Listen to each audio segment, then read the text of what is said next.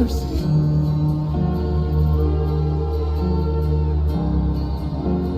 I have.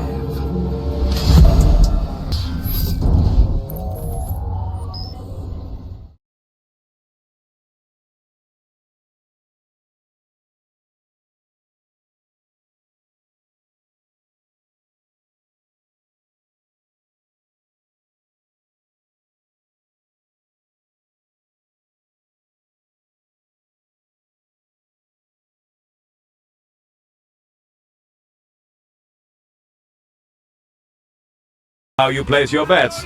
There's plenty of time for upsets and surprises yet. It was in this last game that Dante excelled, but Ezio, using different skills and light on his feet, managed to make the final pair, confronting the giant bodyguard. The man swung at Ezio with fists like pile drivers, but Ezio was agile enough to ensure that no seriously heavy punches landed, and he was able to get some meaningful left uppercuts and right hooks in himself. There were no breaks between rounds in this last bout, and after a time Ezio could see that Dante was tiring. But he also, out of the corner of his eye, noticed that Silvio Barbarigo was speaking urgently to the Master of Ceremonies and the panel of judges who had gathered at a table under a canopy not far from the ring. He thought he saw a fat leather purse change hands, which the Master of Ceremonies quickly pocketed, but he couldn't be sure, as he had to return his attention to his opponent, who, angry now, was coming at him with flailing arms. Ezio ducked and landed 2 quick jabs to Dante's chin and body, and at last the big man went down. Ezio stood over him, and Dante glowered up. "This isn't over yet," he growled, but he was finding it hard to get up.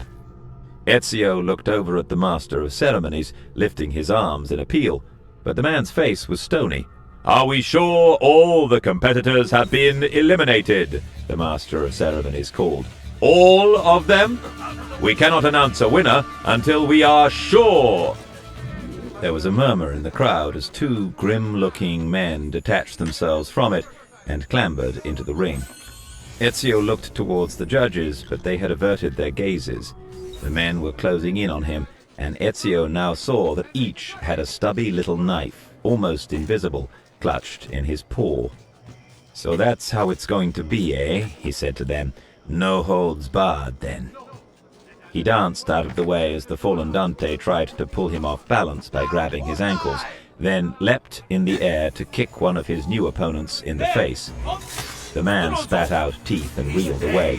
Ezio came down and stamped hard on the second man's left foot, crushing the instep.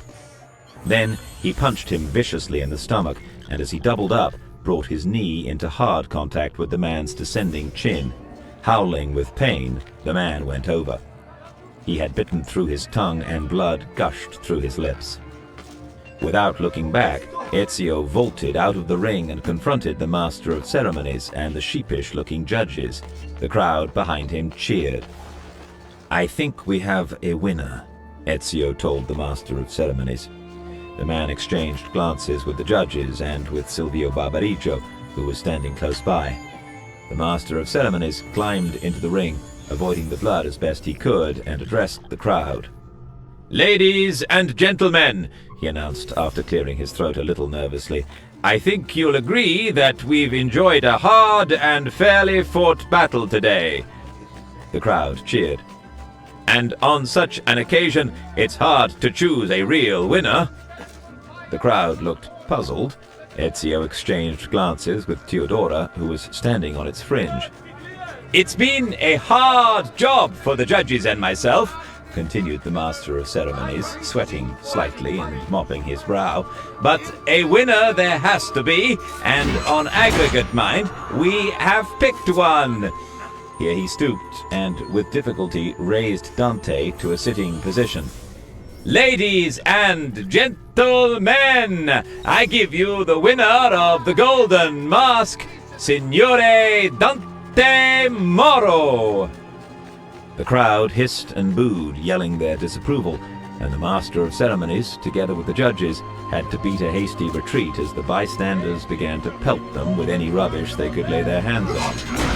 Ezio hurried across to Theodora, and the two of them watched as Silvio, a twisted smile on his livid face, helped Dante off the rostrum and bundled him away down a side alley. 19. Back at Theodora's convent, Ezio struggled to contain himself as Theodora herself and Antonio watched him with concern. "I saw Silvio bribe the master of ceremonies," said Theodora, "and no doubt he lined the judge's pockets too. There was nothing I could do."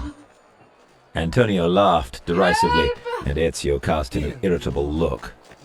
"It's easy to see why Silvio was so determined to get their man to win the golden mask," Theodora went on. "They're still on the alert, and they don't want to take any chances with Doge Marco." She looked at Ezio. "They won't rest until you are dead. Then they'll have a lot of sleepless nights. We must think. The party's tomorrow." "I'll find a way of shadowing Dante to the party," decided Ezio. "I'll get the mask off him somehow, and—" "How?" Antonio wanted to know. "By killing the poor stronzo?" Ezio turned on him angrily. "Do you have a better idea? You know what's at stake." Antonio held up his hands deprecatingly. "Look, Ezio, if you kill him, they'll cancel the party and Marco will retreat back into the palazzo. We'll have wasted our time again. No. The thing to do is steal the mask quietly." "My girls can help," put in Theodora. "Plenty of them will be going to the party themselves, as entertainers. They can distract Dante while you acquire the mask. And once you're there, have no fear. I will be there too." Ezio nodded reluctantly. He didn't like being told what to do, but in this instance he knew that Antonio and Theodora were right. "Va bene," he said. The following day, as the sun was setting, Ezio made sure he was in place near where Dante would pass by on the way to the party. Several of Theodora's girls loitered nearby. At last, the big man appeared. He'd gone to some lengths with his clothes, which were expensive but flashy. The golden mask hung at his belt. As soon as they saw him, the girls cooed and waved, moved up to either side of him, two of them linking arms with him, making sure the mask swung behind him, and walking him to the large, cordoned-off area by the molo where the party was taking place and had indeed already begun. Timing his action precisely, Ezio chose the last possible minute to cut the mask free of Dante's belt. He snatched it away and ducked ahead of Dante to appear with it before the guardsmen who were controlling entrance to the party. Seeing it, they let Ezio in, but then, a few moments later, Dante appeared and reached behind him to put the mask on. He found that it had gone. The girls who'd escorted him had melted into the crowd and put on their own masks so he would not recognize them. Dante was still arguing with the guards at the gate, who had their inflexible orders, as Ezio made his way through the revelers to make contact with Theodora, who greeted him warmly. "You made it. Congratulations. Now, listen. Marco remains very cautious indeed.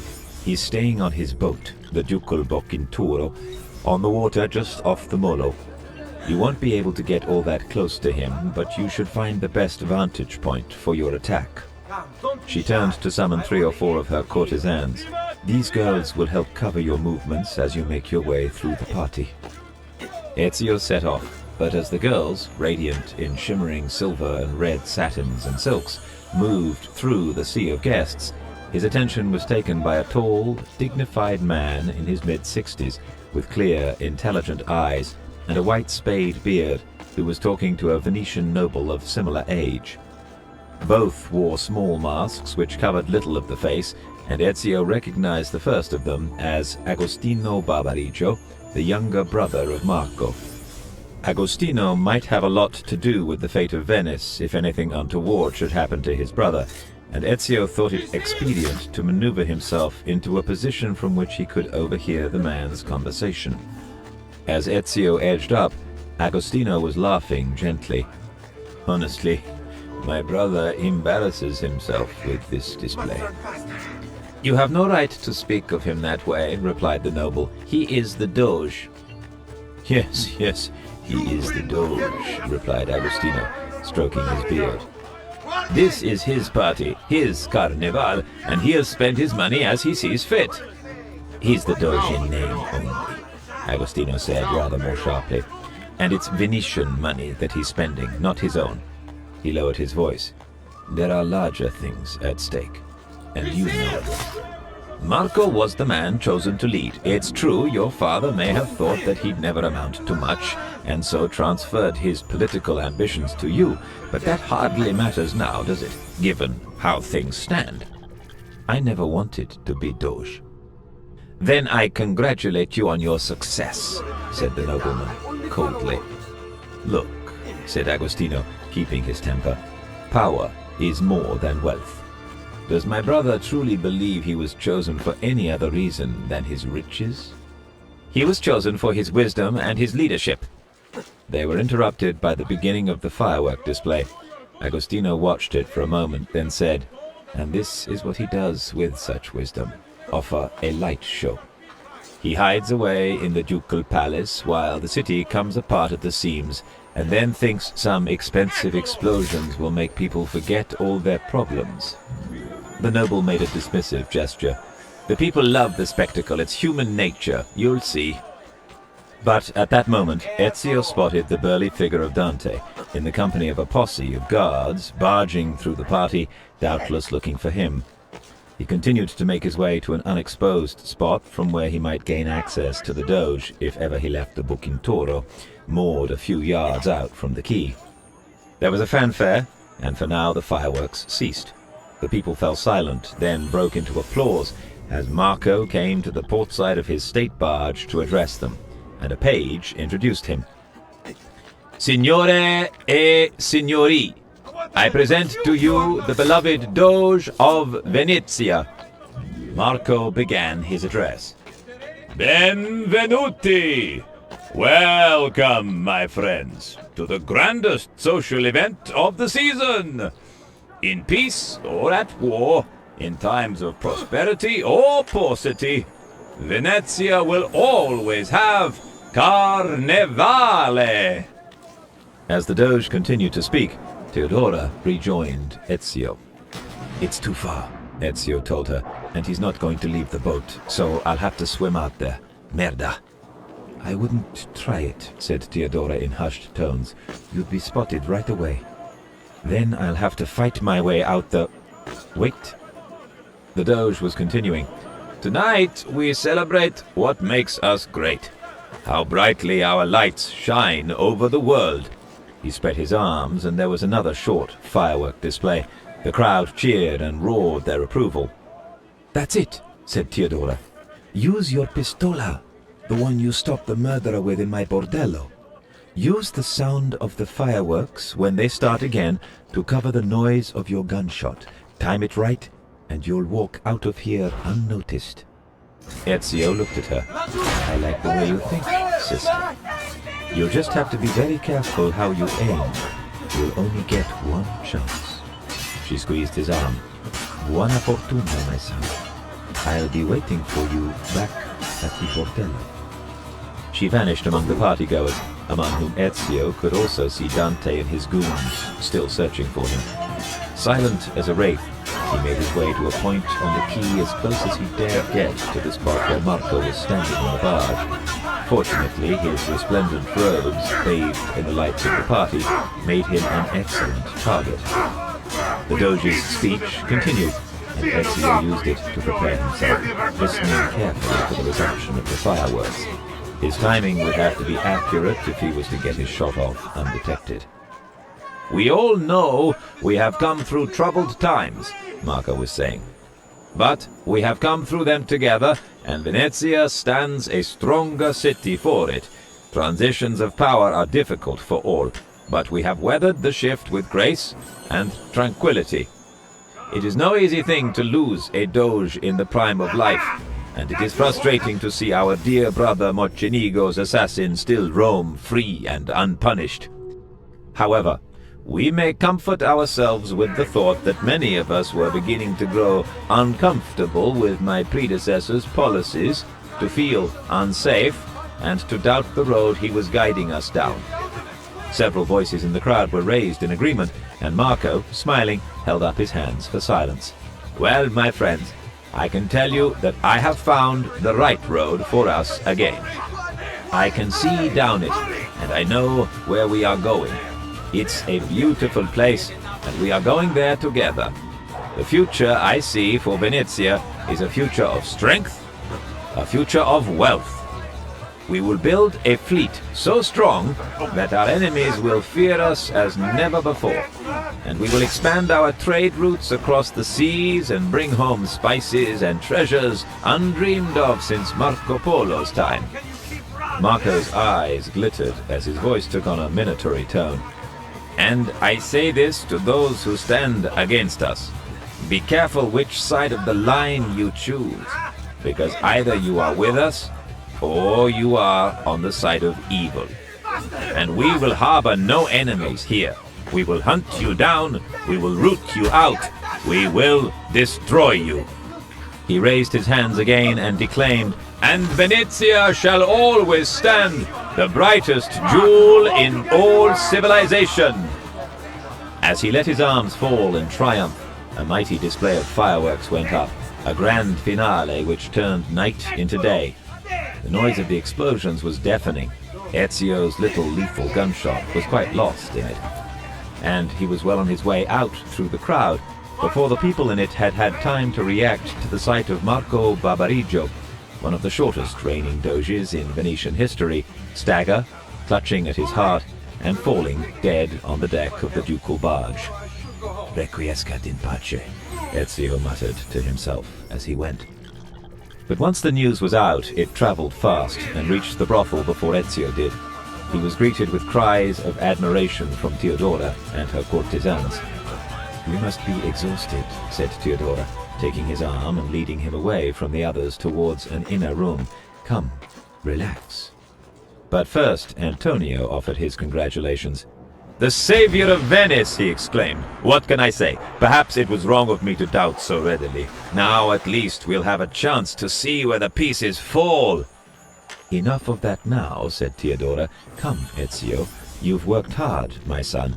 I feel your tired body is in need of comfort and succor." Ezio was quick to catch her meaning and played along. "It is true, sister. I have such aches and pains that I may need a great deal of comfort and succor. I hope you are up to it."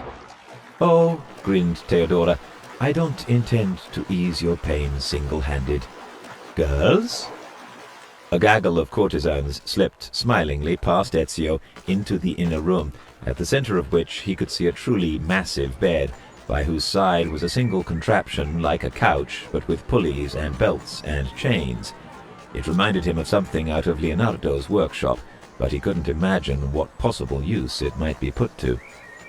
He exchanged a long look with Teodora and followed her into the bedroom, closing the door firmly behind him. A couple of days later, Ezio was standing on the Rialto Bridge, relaxed and refreshed, and watching the crowds go by. He was just considering leaving to go and drink a couple of glasses of vinito before the ora di pranzo, when he saw a man he recognized hurrying towards him, one of Antonio's messengers. Ezio, the man said as he came up. "Ser Antonio wishes to see you. It's a matter of importance." "Then we'll go immediately," said Ezio, following him off the bridge. They found Antonio in his office, in the company, to Ezio's surprise, of Agostino Barbarigo. Antonio made the introductions. "It is an honor to meet you, sir. I am sorry for the loss of your brother." Agostino waved a hand. "I appreciate your sympathy, but to be frank, my brother was a fool and completely under the control of the Borgia faction in Rome, something I would not wish on Venice ever. Luckily, some public-spirited person has averted that danger by assassinating him, in a curiously original way. There will be inquiries, of course, but I am at a loss personally to see where they will lead."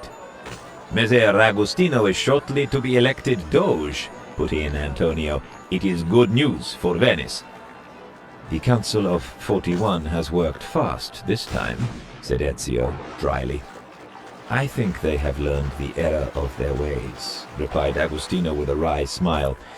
But I do not wish to be Doge in name only, as my brother was. Which brings us to the business at hand.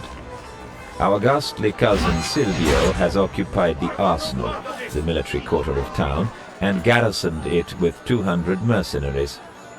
And when you are Doge, can't you command them to stand down?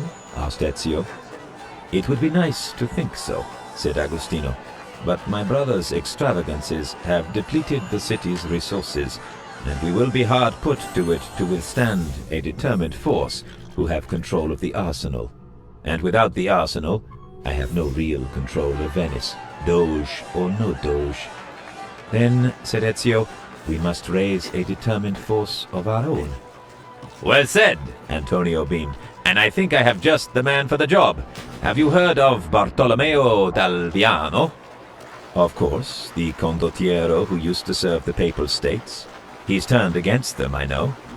And just now he's based here.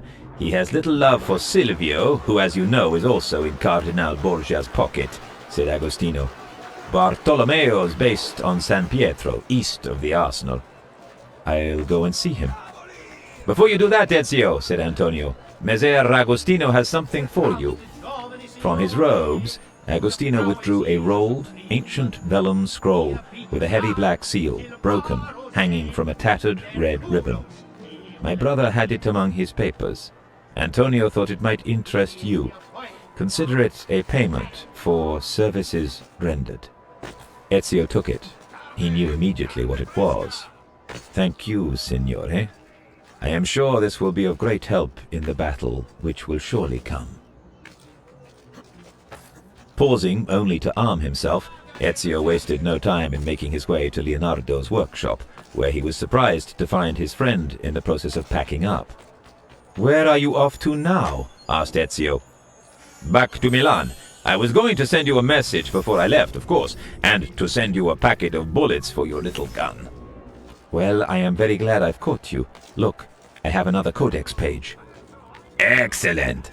I am most interested in seeing those. Come in.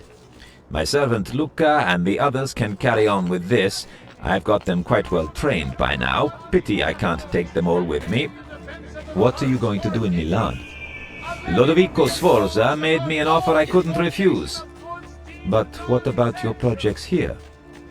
The navies had to cancel. No money for new projects. Apparently the last Doge ran through most of it. I could have done him fireworks, no need to have gone to all the expense of sending off to China for them. Never mind. Venice is still at peace with the Turks, and they've told me I'm welcome to come back. In fact, I think they'd like me to. Meanwhile, I'm leaving Luca behind. He'd be a fish out of water away from Venice, with a few basic designs to get them started. And as for the Conte, he's happy with his family portraits, though personally I think they could do with more work. Leonardo started to unroll the vellum sheet. Now, let's have a look at this. Promise you let me know when you return here. I promise, my friend, and you keep me posted on your movements if you can. I will. Now, Leonardo spread the codex page out and examined it. There's something here that looks like a blueprint for the double-bladed knife that went with your metal guard bracer.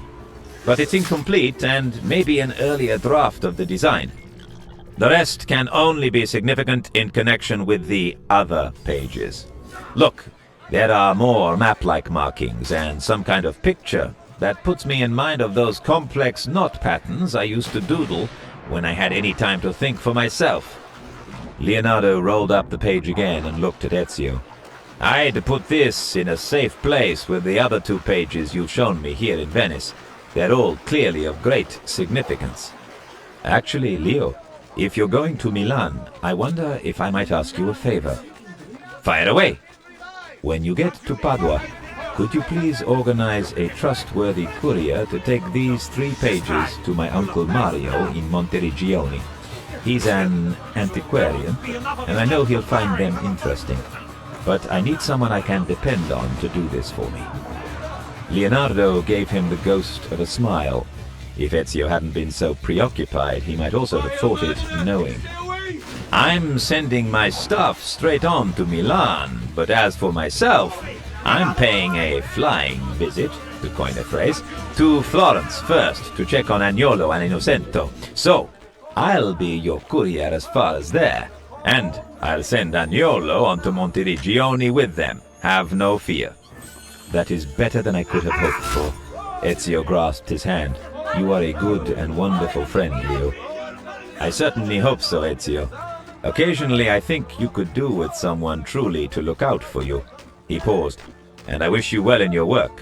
I hope one day you will be able to bring it to a conclusion and find rest. A distant look came into Ezio's steel-grey eyes, but he didn't reply except to say, You've reminded me. I have another errand to run. I'll send one of my host's men over with the other 2 codex pages. And now, for the moment, adieu. 20. The quickest way to reach San Pietro from Leonardo's workshop was by taking the ferry or hiring a boat from the Fondamenta Nuova and sailing east from the north shores of the city. To his surprise, Ezio found it hard to get anyone to take him there. The regular ferries had been suspended, and it was only by digging deep into his pockets that he managed to persuade a pair of young gondoliers to make the journey. What's the problem? He asked them. Word is there's been some bad fighting down there, said the aft oarsman, straining against choppy water. Seems that it's died down now, just a local feud, but the ferries aren't risking starting up again just yet. We'll drop you on the north foreshore. Just keep an eye out for yourself. They did as they had promised. Ezio soon found himself alone, plodding up a muddy bank to the brick retaining wall, from where he could see the spire of the church of San Pietro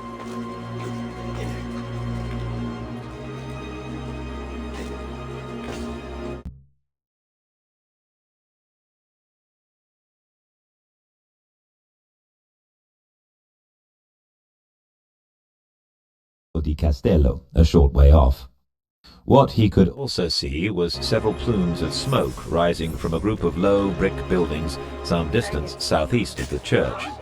They were Bartolomeo's barracks. His heart pounding, Ezio hastened in their direction. The first thing that struck him was the silence. Then, as he drew nearer, he began to see dead bodies strewn around. Some of the men wearing the blazon of Silvio Barbarigo, others a device he did not recognize. Finally he came upon a sergeant, badly wounded but still alive, who had managed to prop himself up against a low wall. "Please, help me," said the sergeant when Ezio approached. Ezio searched around quickly and located the well from which he drew water, praying that the attackers had not poisoned it, though it looked clean and clear enough. He poured some into a beaker he'd found and put it gently to the man's lips, then moistened a cloth and wiped the blood from his face. "Thank you, friend," said the sergeant.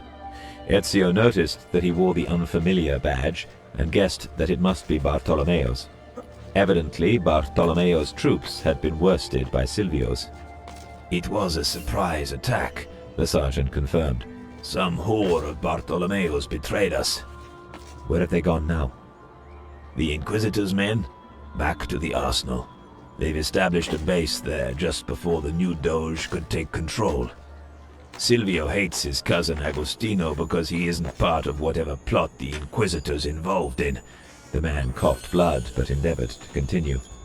"Took our captain prisoner, carried him off with them. Funny, really. We were just planning to attack them. Bartolomeo was simply waiting for a messenger from the city." "Where are the rest of your men now?" The sergeant tried to look around. "Those that weren't killed or taken prisoner scattered, tried to save themselves. They'll be lying low in Venice and on the islands in the lagoon. But they'll need someone to unite behind. They'll be waiting for word of the captain." "And he's a prisoner of Silvio?" "Yes, he..." But the unfortunate sergeant here started to fight for breath.